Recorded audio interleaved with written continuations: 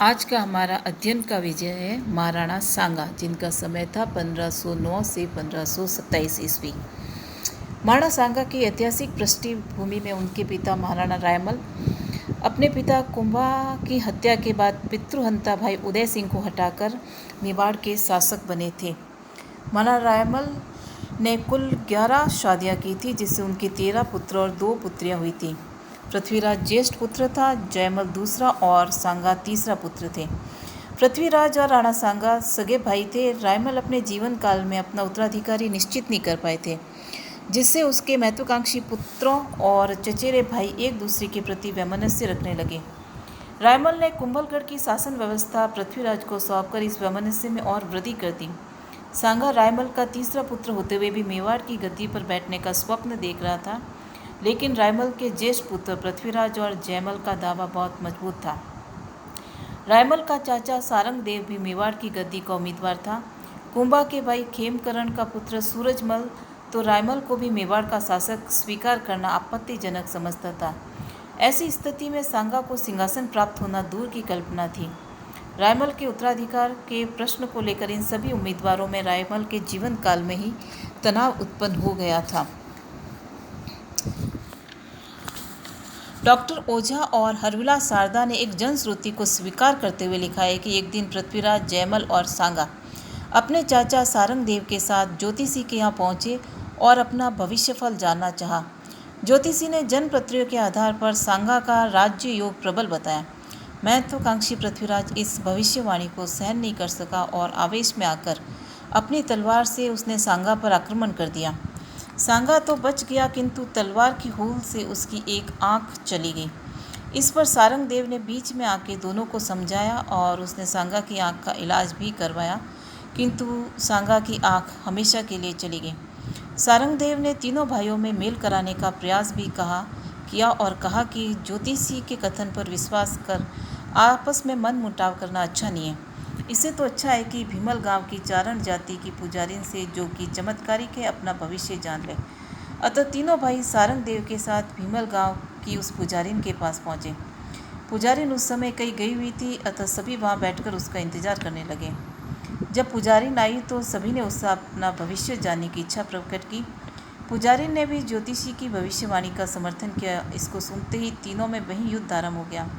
पृथ्वीराज सांगा पर टूट पड़ा। सारंगदेव ने किसी तरह सांगा को बचाया और सांगा वहां से भाग खड़ा हुआ। जयमल भी उसका पीछा करते हुए सेवंतरी गांव आया और इस गांव में राठौड़ बीदा ने सांगा को शरण दी, लेकिन राठौड़ बीदा जयमल के हाथों मारा गया। सांगा गोड़वाड़ के मार्ग से अजमेर पहुंचा, जहां करमचंद पवार ने उसे आश्रय दिया।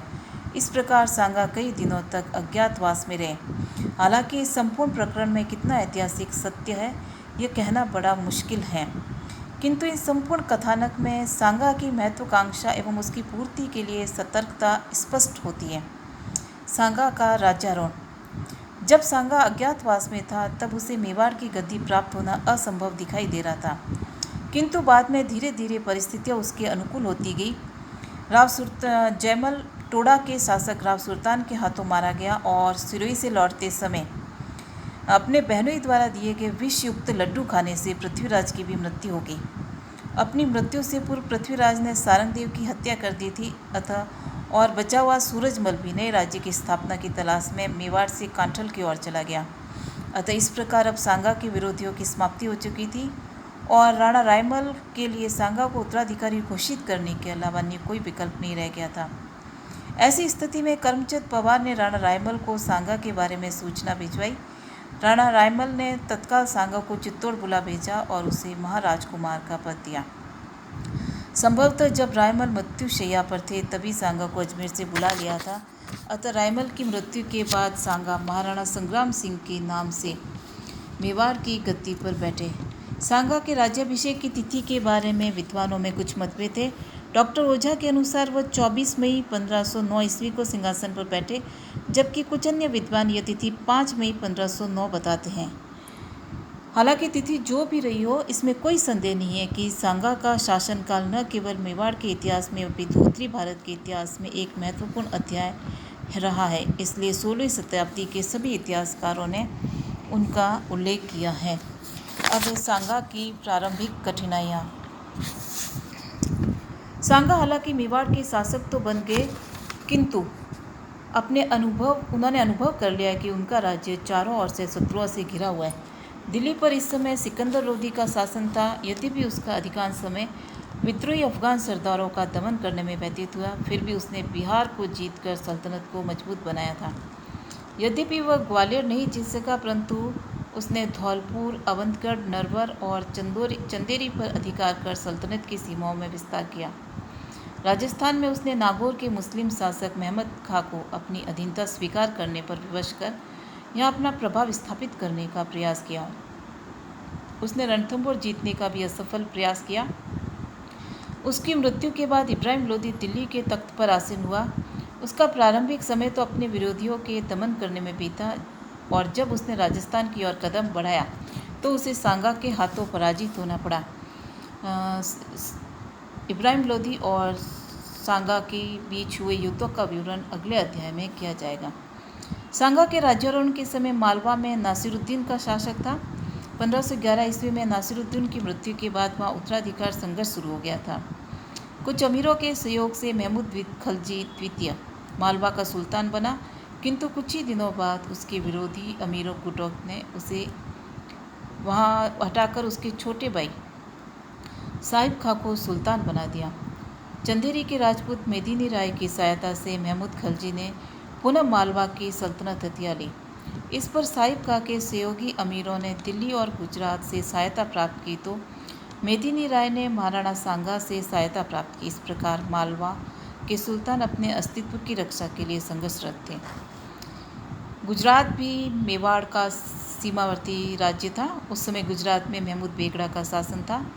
उसके अंतिम वर्ष में पुर्तगालियों के वर्चस्व को समाप्त करने में व्यतीत हुए।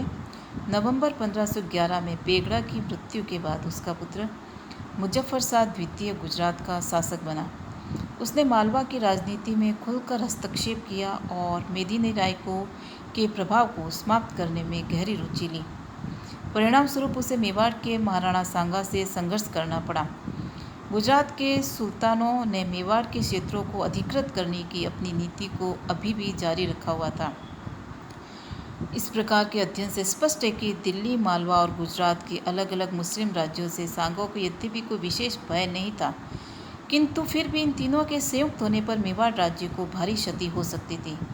सांगा ने अपने पूर्व के आश्रयदाता करमचंद पवार को अजमेर, परबतसर, मंडल, फूलिया, बनेड़ा आदि परगने जागीर में देकर उसको उत्तरी पूर्वी सीमा की सुरक्षा का दायित्व सौंपा। इसी प्रकार अपनी दक्षिणी और पश्चिमी सीमा की सुरक्षा के लिए सिरोही और बागड़ के शासकों से सांगा ने मैत्री संबंध स्थापित करने का प्रयास किया। सांगा के राज्यारोहण के समय राजस्थान की स्थिति कोई अच्छी नहीं थी। उस समय मारवाड़ के राठौड़, आमेर के कछवा तथा हाड़ौती के हाड़ा चौहान अपनी अपनी सीमाओं का विस्तार करने में लगे हुए थे। 1508 ईस्वी में राव गांगा मारवाड़ का शासक बना, जिसने राठौड़ों की अन्य शाखाओं जैसे मेड़ता, बीकानेर आदि को अपने प्रभुत्व में लाने का प्रयास किया। बीकानेर के राठौड़ अपने को मारवाड़ के राठौड़ों से वरिष्ठ समझते थे, अतः वरिष्ठता के प्रश्न को लेकर दोनों में संघर्ष आरंभ हो गया। 1505 ईस्वी में लूणकरण बीकानेर का शासक बना।